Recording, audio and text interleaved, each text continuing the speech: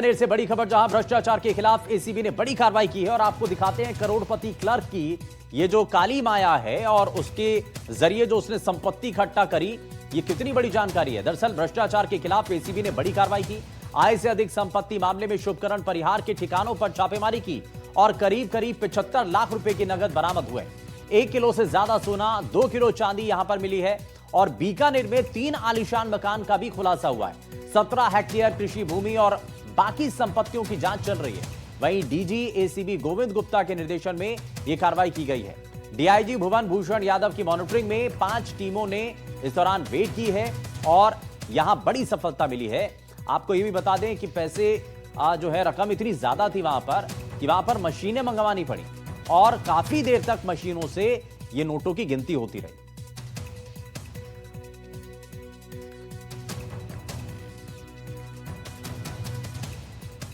खिलाफ एसीबी के द्वारा यह बड़ी कार्रवाई की गई है। शुभकरण परिहार के ठिकानों पर यह एक्शन लिया गया और यहां पर आप देखेंगे कि मशीनों के जरिए नोटों की गिनती की जा रही है और ना सिर्फ नोटों की गिनती बल्कि वहां पर बहुत भारी मात्रा में, क्योंकि बताया जा रहा है कि वहां पर किलो के हिसाब से सोना मिला है, किलो के हिसाब से चांदी मिली है और यह भी बताया जा रहा है कि बीकानेर के अंदर 3 आलीशान मकानों के दस्तावेज भी मिले।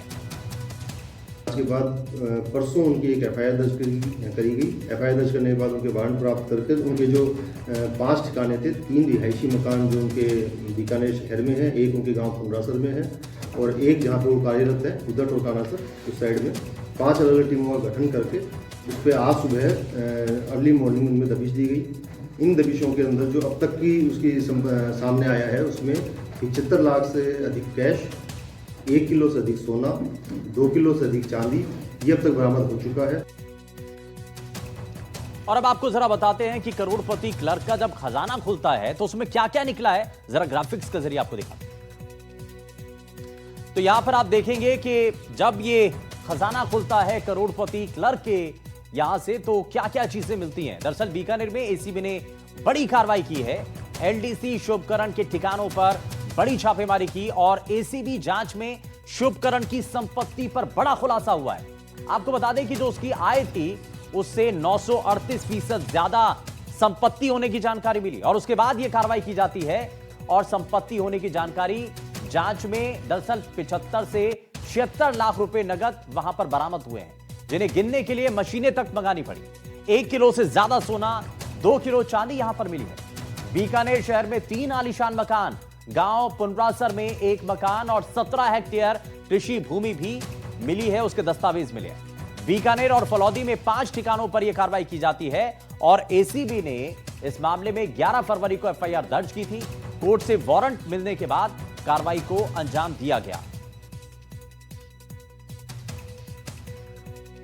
और जयपुर से बड़ी खबर, जहां सदन में बीजेपी विधायक ने कांग्रेस पर हमला बोला है। कांग्रेस सरकार पर भ्रष्टाचार का आरोप लगाया। 8 लाख करोड़ के भ्रष्टाचार का आरोप लगाया गया। पिछली सरकार में वित्तीय अनियमितताएं बरती गई, ये गोपाल शर्मा का आरोप है और सदन में बीजेपी विधायक ने कांग्रेस पर हमला बोला है। कांग्रेस सरकार में भ्रष्टाचार के आरोप लगाए और कहा कि 8 लाख करोड़ के भ्रष्टाचार हुए हैं पिछली सरकार के अंदर। पिछली सरकार में वित्तीय अनियमितताएं हुई हैं। ये विधायक गोपाल शर्मा ने सदन में इस मुद्दे को उठाया।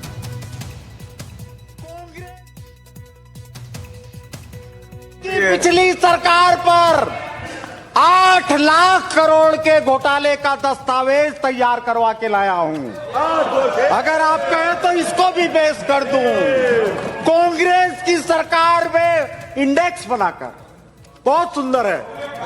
8 लाख करोड़, 8 लाख करोड़ का घोटाला करने वाले आप लोग। और चित्तौड़गढ़ से बड़ी खबर, जहां मेवाड़ यूनिवर्सिटी का मसला राज्यसभा में भी गूंजा। सांसद सज्जाद अहमद ने यह मुद्दा उठाया और बीएससी स्टूडेंट्स को सस्पेंड करने का मामला है। दरअसल इस मामले में जांच की मांग उठाई गई और 35 जम्मू कश्मीरी छात्रों को सस्पेंड कर दिया गया और इसको लेकर के सदन के अंदर भी यह मामला उठाया जाता है। वहीं आपको बता दें कि राज्यसभा में यह मुद्दा खूब गूंजा और सांसद सज्जाद अहमद ने इस मुद्दे को सदन के अंदर उठाया।